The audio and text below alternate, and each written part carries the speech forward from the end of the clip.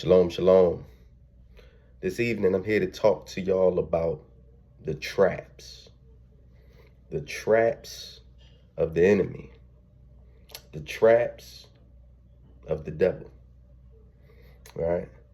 1 Peter chapter 5, verse 8 says, "Be sober, be vigilant, because your adversary, the devil, walks about like a roaring lion, seeking whom he may devour." It says he goes about like a roaring lion, seeking whom he may devour. Hunting. If you know anything about animals when they're hunting or people when they're hunting, they don't see you from a far distance, just start chasing you head on. No, the element of surprise is used. They're strategic. They're patient. They have knowledge and insight, and they see things, or they have understanding about things that a lot of times that the prey doesn't. So let's look at this. The traps of the enemy. Let's see how this thing unfolds. So the traps of the enemy, right? He goes about it like how you cook a frog. You don't throw a frog into boiling hot water because it'll jump right out. You throw a frog in the cold water and you turn the heat up slow. So by the time it realizes what it's in, it's too late. So let's paint a picture on how this thing goes. It starts off as a slow buildup, right? A slow buildup. One of the biggest traps of the enemy is stress. One of the biggest traps of the enemy is stress. But remember, it's a slow buildup. He doesn't just come and give you that one big issue and then leave you alone, because once you figure that out, the stress is gone. Remember, you don't throw a frog in the hot water. Because as soon as it'll feel it, it'll hop right out. You got to throw it in the cold water and turn the flame up slow. This is what your enemy does. So it'll start off like, and I'm just throwing hypotheticals, you fill in the blanks of what your life looks like. It'll start off like you may have financial issues, and that's causing you stress, right? And you're stressing about it. But over time, you learn how to balance it out, right? So you're like, you know what? I'm cool. Still got my wits about me, still got some joy, still got some peace things. I'm learning how to budget better. I'm learning to be more conservative with my spending. I'm going to work, do a little overtime. Cool. Well, that's just part of the build-up. Yeah. And one of the things is he likes to give you a false sense of confidence. He plays on it. Because you're thinking, man, I'm good. The devil can't stop me. Okay. And then as you go and you work the financial things out, here comes a relationship issue. So now, okay, you're going through the relationship issues, certain things is coming up, certain things is happening that you never really experienced with your spouse before, and sometimes it triggers things from your past. Oh, that's another trick. That's another trap. Remember, a trap, right, that is set is made to seem harmless. It's made to seem like it's not even there until you fall into it. And then now you see that it's causing you pain and torment and harm. So you having some relationship issues. On top of, you still got the financial situation, but you kind of learn to manage that. But you don't manage it as well right now because you're having the relationship issues. All right, well, remember, it's a building block. This is how he works. This is how he plays. So you and your spouse is starting to get a little better. You're working on that. And the finances thing, you still got that. And then you have children issues. That's one that really hit the heart, right? Your babies, your pride and joys, even if they almost grown or is grown, right? So remember, it stemmed from the financial. All right, that was the building block. All right. Then it navigated into your relationship. All right. And now it's to your kids. So now that financial thing is an issue, or your relationship thing is a big issue. It's causing you stress. It's putting that weight on you. All right. But let's say, all praise to the Most High, you maneuver, right? Remember, this is a trap. So he wasn't even banking on those things really cooking you. All right. So now you develop health issues. All right. So now the financial thing is there, and that's a big struggle now because you got health issues, right? It's a big struggle on your relationship. It's tough when it comes to managing the children, right? So now these things, this is the building block. This is how it goes. Oh, but it ain't done. Here come your children's health issues or your spouse health issues. Uh-oh. All right. And you start to develop these thoughts. This is part of the trap. See, the trap is, can I take you away from what Yah is calling you to do or how Yah wants you to live? Can I get you to the point where you don't rely on him to relieve you of these stressors or to satisfy him or to get him away or to teach you how to manage? His trick and his trap is to get you to want that thing gone instantaneously, right? Remember how he works. When he came to the woman in the garden, right? He presented something to her as if it was for her benefit, but it really was for her demise. But the way he presented it that if you do this, you will receive this instantaneously. He took Yahusha on the mountain. He said, you can have all the kingdoms of the world if you bow down to me, instantaneous, right? This is how he works. He's patient, but wants to impregnate impatience in you. That's part of the trap. Oh, yeah. Lack of patience is an enemy of faith. And it says, without faith, it's impossible to please Yah.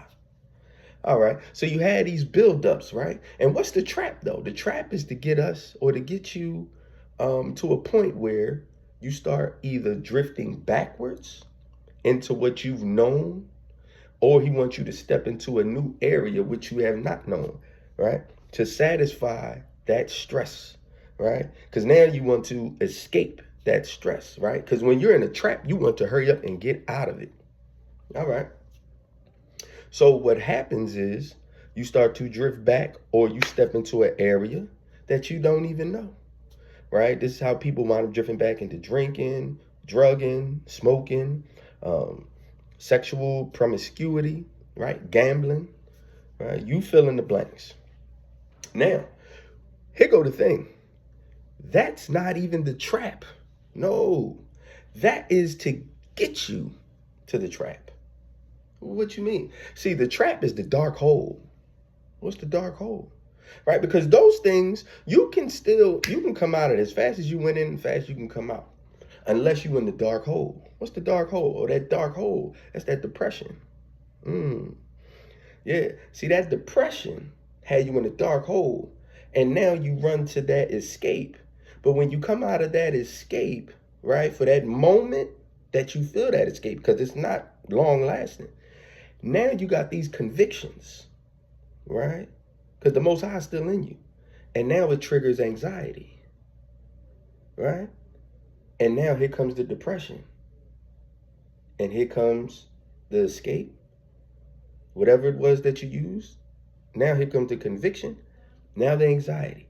And if you ever flush a toilet, the toilet goes round and round, but it goes down into the hole. That's the trap. Oh, but he's crafty. It don't stop there, right? Because now once you're in that dark hole, you just want to come out. So you start looking around and say, well, how does one come out the hole? Oh, well, who them brothers and sisters praying to? They look joyous. Uh-oh. Now he wants you to break commandment number 1. Thou shalt have no other gods before thee. Oh, man, he came out that hole he goes to the gym all day, every day, right? And the gym got to be good. Oh, you know what? He went to school. That's how he came out the hole. He should start focusing on his education. He focused on the stock market. She focused on her design ventures. Oh. So now we're starting to get into commandment number 2. Thou shalt not have no idols, right? Because anything you place before the Most High or run to, right, over him, without him directing you, is now an idol. Right? And so on and so forth. Because this is the trap. The trap is to get us away from Yah. That's the trap. Right? And this is where it can lead you to. This is that dark hole. What does that dark hole feel like? If you go with me to Psalm chapter 6. Psalm chapter 6. We're going to read what King David wrote. Because he was experiencing this dark hole, right? But he had an answer for this dark hole. And we're going to look at what he prescribes. Verse 1 says, "O Yahuwah," this is Psalm chapter 6. "O Yahuwah, do not rebuke me in your anger, nor chasten me in your hot displeasure. Have mercy on me, O Yahuwah, for I am weak. O Yahuwah, heal me, for my bones are troubled. My soul also is greatly troubled." That describes that dark hole when your mind ain't right, right? When your thought life ain't right, connected to your emotions. Now that ain't right. Now your decision making ain't gonna be right. You in that deep, dark torment. It's like a pit. It's like a pit. And now you're looking for avenues to get out. And the devil is at every avenue just saying, take my hand. Take my hand. I'll pull you out. Nah. Yah says, wait on me. Wait on me. Because he ain't going to do nothing but take you out and pull you to a deeper trap.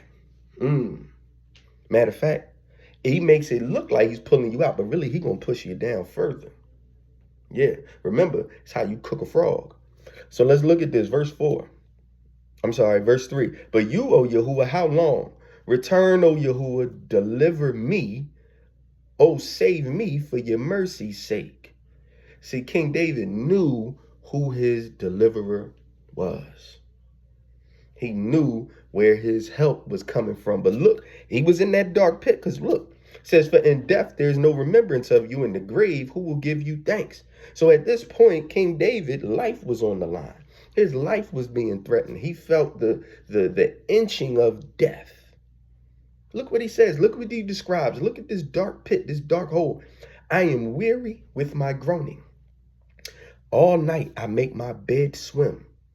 I drench my couch with my tears. My eyes waste away because of grief. It grows old because of all my enemies." So a lot of times we don't be thinking we have enemies. You may have problems with the person, this person, that person, not realizing there's demons that are sent out specifically for you and for me to get us in that dark hole, that dark pit.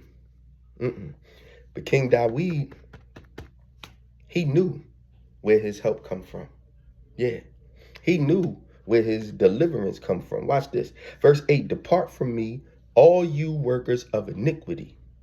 Right? What is King David doing now? He's taking authority in the spirit realm. "For Yahuwah has heard the voice of my weeping. For Yahuwah has heard my supplication." Oh, wait, now we starting to get answers. When you feel like you about to break, go ahead. Break down so you can break up that ground that is false. What I mean false? That quicksand. It looked like you're walking. It looked like things are going good and you're carrying all this weight. No, and you're like, I'm about to break down, but I can't. I got all this on my shoulder. Break down so he can break up that false ground and build you a solid foundation. He says, "Depart from me, all you workers of iniquity." Verse 8, "For Yahuwah has heard the voice of my weeping. Yahuwah has heard my supplication. Yahuwah will receive my prayers. Let all my enemies be ashamed and greatly troubled. Let them turn back and be ashamed suddenly." So let's be mindful of this devil's traps. Let's be mindful of these tactics. What we do, we cry out to the Most High and let him show you, okay, yeah, go down this avenue or that avenue, whatever it may be. Spend time with him. No longer do we need to fall in these traps. The enemy is crafty, but nobody is above the Most High Yah. Hallelujah. Shalom.